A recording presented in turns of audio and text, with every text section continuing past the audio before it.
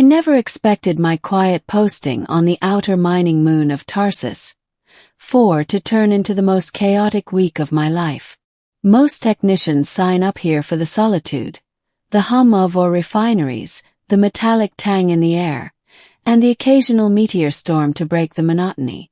But nothing in the training manual mentioned anything about alien royalty crash landing directly onto the supply pier. When the alarms blared that morning, I thought it was another ore hauler coming in hot. Instead, a gleaming silver vessel, compact, angular, and unlike anything built in our system, skidded across the docking rails, sparks spraying like fireworks. The hull cracked open, and out stepped a tall figure in shimmering blue exoskeletal armor, dented and flickering with damaged energy circuits. She removed her helmet, and that's when my jaw nearly hit the deck. Her skin glowed faintly violet, hair a cascade of silver filaments that flowed as if alive, and her eyes, sharp, luminescent emerald, swept the bay until they landed squarely on me. "You," she said, pointing straight at my oil-stained jumpsuit. "Are you the repair specialist?" "I guess," I stammered. I fix mining loaders and atmospheric pumps, not whatever you're wearing." But she strode closer, regal even while limping slightly. "My armor has been compromised. If I cannot repair it before my pursuers arrive, this moon will be in danger." That snapped me to attention. "Pursuers?" She nodded once, then extended a gauntlet toward me. "I am Princess Veolyra of the Astrix Dominion, and I require your assistance." Within minutes, I found myself escorting extraterrestrial royalty into my cluttered workshop, where half-disassembled ore drill parts were scattered everywhere. Veolyra stood rigidly, watching as I examined her armor. The material was unlike anything I'd seen. Liquid metal lattices fused with crystalline conduits that pulsed with soft blue energy. "What happened to you?" I asked, scanning the fractured plates. "I was ambushed," she replied. "A separatist faction seeks to overthrow the Dominion by capturing or eliminating me. My ship barely escaped."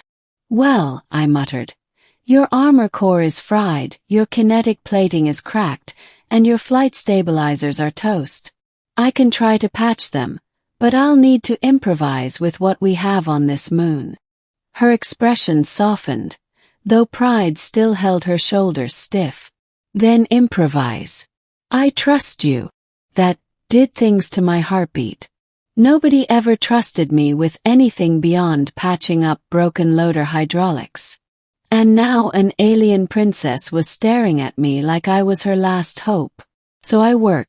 Hours passed as I soldered new pathways, grafted energy regulators, and replaced damaged plates with reinforced refinery alloys.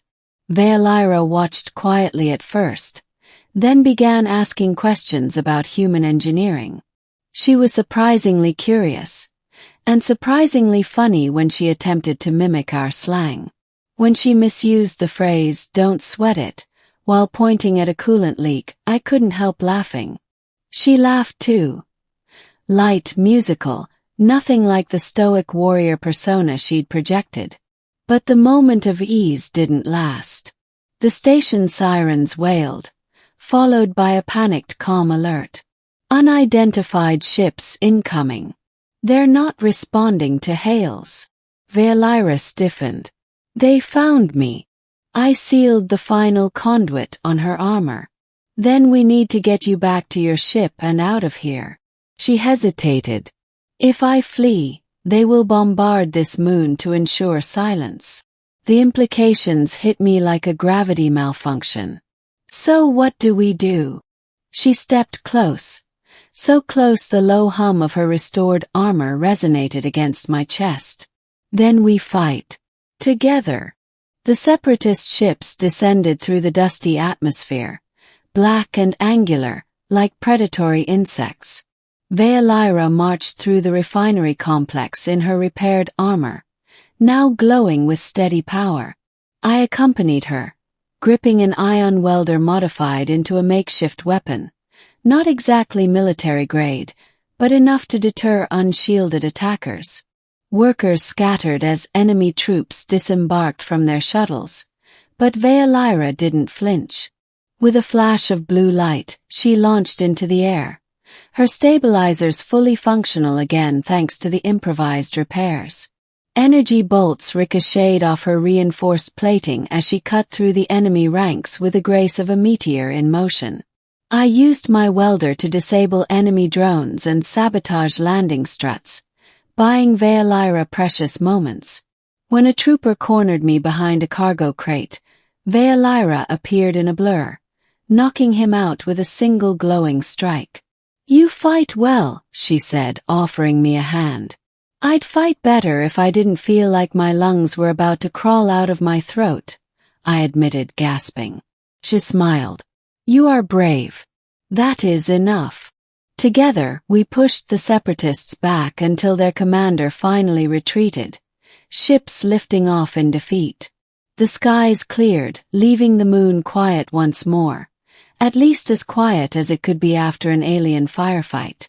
When the grateful mining crews gathered around us, dusty and wide-eyed, someone shouted, "Is that the guy who fixed the princess's armor?" Another yelled, "Saved the moon too."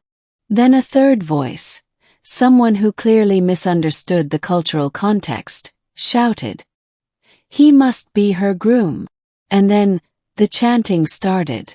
"Groom, groom, groom." My face burned hotter than a smelter furnace. Veolyra looked equally stunned, for a moment. Then she laughed, covering her mouth with a gauntlet hand. I sputtered, waving frantically. No, guys, that's not what. This is just a misunderstanding." Veolyra leaned in. "Is this a human ritual? Public selection of mates?" "No," I said quickly. "Definitely not. They're just messing with me." She tilted her head thoughtfully. "I see. I find the idea amusing." "Please don't," I begged. Later, as the crowd dispersed, Veolyra accompanied me back to the battered landing pad. Her ship was repaired enough for short travel, though still damaged from the crash. "I must return to the Dominion," she said softly. "But I will not forget what you have done." Few would risk their lives for a stranger, let alone one from another star. I shrugged, trying to look casual despite the weight in my chest. It was the right thing to do. She stepped closer, placing a hand on my shoulder. "Perhaps someday when peace returns I will visit again. Not as a fugitive, but as a friend." My throat tightened. "I'd like that." Veolyra smiled, warm, radiant. "And should your people chant for you again, I will know it is a gesture of admiration, not obligation." "Oh, please don't remind me." Her laughter echoed as she boarded her ship. The engines glowed bright blue, lifting the vessel into the shimmering Tarsus sky. As she vanished among the stars, I stood alone on the quiet moon, wondering if any mining technician in history ever had a story as unbelievable as mine. And knowing deep down that this wasn't the end. Because a princess who laughs at the idea of me being her groom is also a princess who just might come back someday.